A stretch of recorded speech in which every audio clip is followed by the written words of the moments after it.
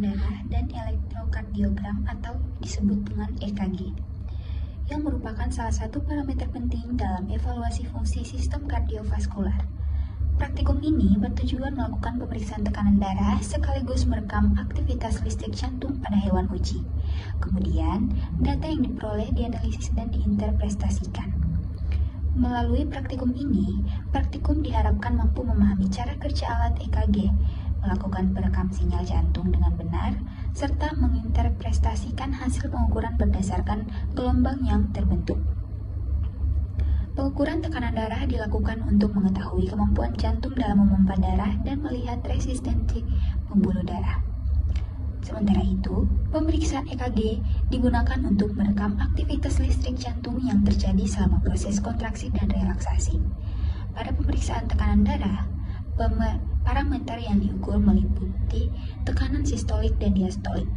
Sedangkan pada EKG, aktivitas listrik jantung direkam melalui elektroda sehingga menghasilkan gelombang P, kompleks QRS, dan gelombang T yang dapat dianalisis untuk menilai kondisi jantung. Sebelum memulai praktikum, langkah pertama yang harus dilakukan adalah memastikan area kerja dalam keadaan steril dan rapi. Meja praktikum harus bersih serta dijauhkan dari benda elektronik lain seperti handphone, kabel terminal, maupun kontak tambahan. Hal ini penting untuk mencegah interferensi listrik yang dapat mengganggu hasil perekam dan membuat grafik EKG menjadi tidak stabil. Selain itu, area kerja yang bersih juga membantu meminimalkan gangguan teknis selama proses pengambilan data berlangsung. Setelah area kerja siap digunakan, tahap berikutnya yaitu menyiapkan perangkat lunak. Pada praktikum ini digunakan aplikasi serial port sebagai media pemantauan sinyal EKG. Karena alat EKG yang dipakai sudah menggunakan sistem wireless atau nirkabel, kita hanya perlu menekan tombol refresh pada aplikasi hingga perangkat otomatis terhubung ke channel yang sesuai. Sebelum proses perekaman dimulai, tentukan terlebih dahulu lokasi penyimpanan data hasil rekaman. Seluruh data harus disimpan dalam format CSV agar lebih mudah dibuka dan dianalisis menggunakan Microsoft Excel maupun software pengolah data lainnya.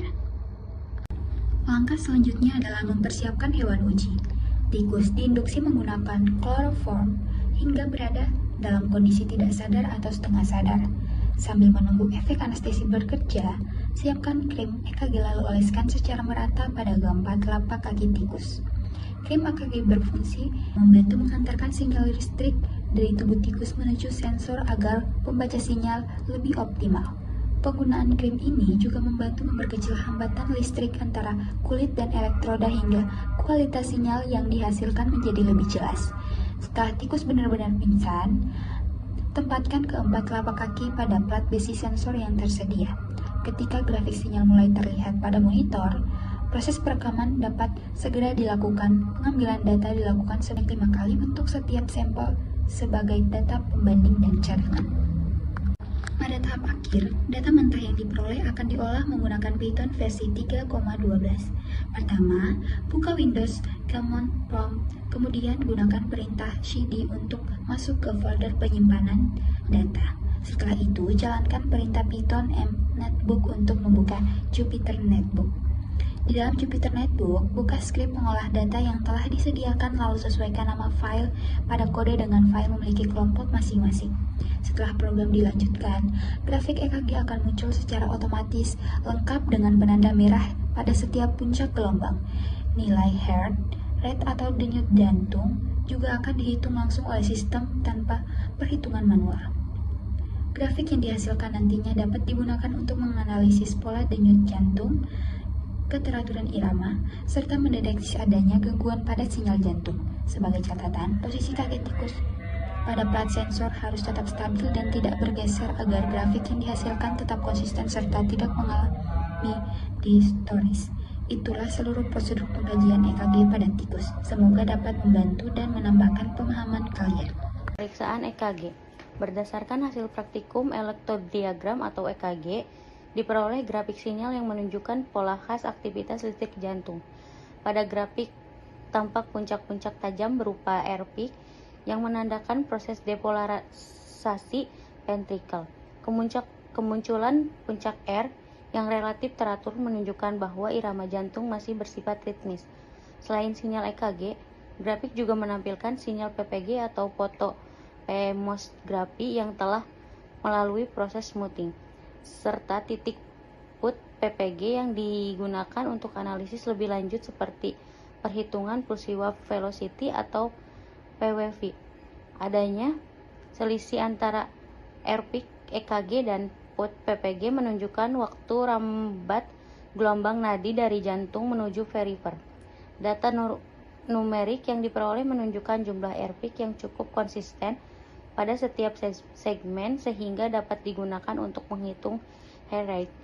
Pada beberapa pengukuran, nilai denyut jantung terlihat cukup tinggi. Hal tersebut kemungkinan dipengaruhi oleh kondisi hewan uji, aktivitas tikus, maupun adanya noise pada sinyal yang terekam. Selain itu, ditemukan nilai NAN pada perhitungan interval pada waktu atau DT, yang menandakan adanya keterbatasan dalam proses deteksi sinyal PPG pada beberapa titik tertentu, sehingga PWP hanya berhasil diperoleh pada sebagian data.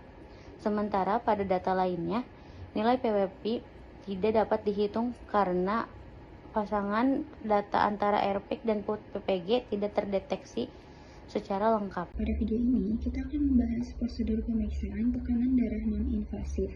Pada tikus, penggunaan sistem koda dari Can Scientific, langkah pertama adalah membuka aplikasi Can Scientific pada komputer. Kemudian, pilih menu Eksperimen Wizard untuk membuat konfigurasi eksperimen baru.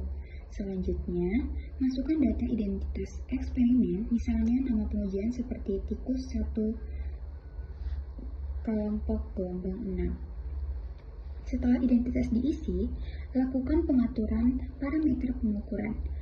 Atur acclimation cyclist sebanyak 5, number of set sebanyak 1, cyclist per set sebanyak 10, dan deflation time selama 15 detik. Setelah semua parameter sesuai, pilih hewan uji tikus dari daftar pool yang tersedia pada sistem.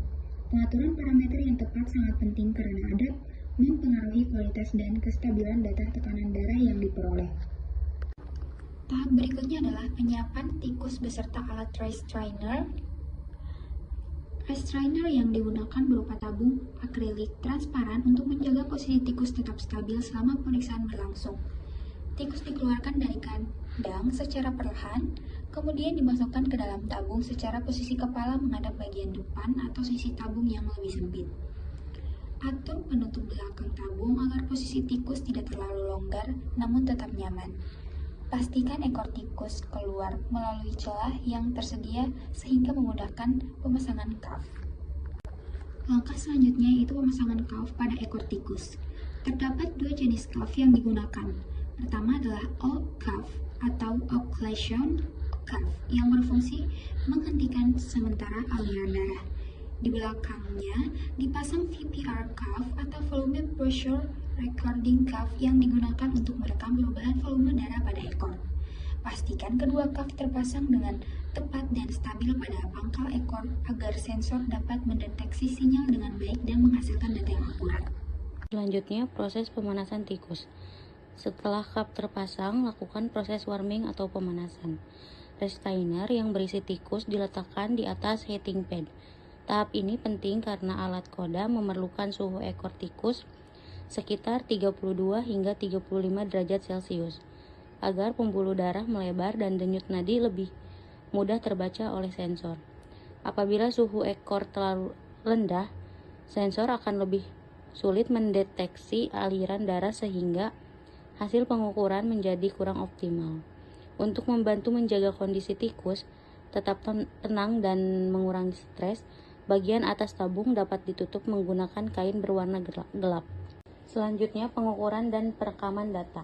Apabila seluruh persiapan telah selesai, tekan tombol start pada aplikasi untuk memulai proses pengukuran otomatis. Sistem akan secara otomatis memompa dan mengempiskan cuff sesuai jumlah siklus yang telah ditentukan sebelumnya. Selama proses berlangsung, data tekanan darah seperti sistolik, diastolik, mean material pressure atau MAP hingga denyut jantung akan tampil secara real time pada monitor dalam bentuk angka maupun grafik. Setelah seluruh data terekam, hasil pengukuran dapat langsung disimpan untuk analisis lebih lanjut. Data yang diperoleh dari sistem KODA kemudian dapat digunakan untuk mengevaluasi kondisi fisiologis hewan uji dan membandingkan perubahan tekanan darah pada setiap siklus pengukuran. Itulah rangkaian prosedur pemeriksaan tekanan darah menggunakan sistem KODA. Hasil dan pembahasan pemeriksaan tekanan darah atau KODA. Berdasarkan hasil praktikum menggunakan sistem KODA, diperoleh data tekanan darah tikus yang meliputi tekanan sistolik, diastolik, mean arterial pressure, MAP, flow, dan volume. Dari hasil pengukuran terlihat bahwa nilai tekanan darah pada beberapa siklus pengukuran cenderung stabil dan tidak menunjukkan perbedaan yang terlalu jauh antar siklus. Nilai tekanan sistolik yang diperoleh pada kisaran 65 sampai 76 mmHg, sedangkan tekanan diastolik berkisar antara 46 sampai 53 mmHg.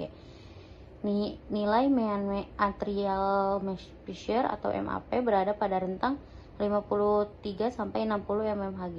Data tersebut menunjukkan bahwa sistem KODA berhasil melakukan pengukuran tekanan darah secara cukup konsisten pada hewan uji. Selain parameter tekanan darah, diperoleh pula nilai flow dan volume yang mengalami sedikit variasi pada tiap siklus pengukuran. Variasi tersebut dapat dipengaruhi oleh kondisi fisiologis tikus, posisi ekor saat pengukuran, maupun sensitivitas sensor terhadap aliran darah. Namun secara umum, data yang diperoleh masih menunjukkan pola yang stabil dan dapat digunakan untuk analisis.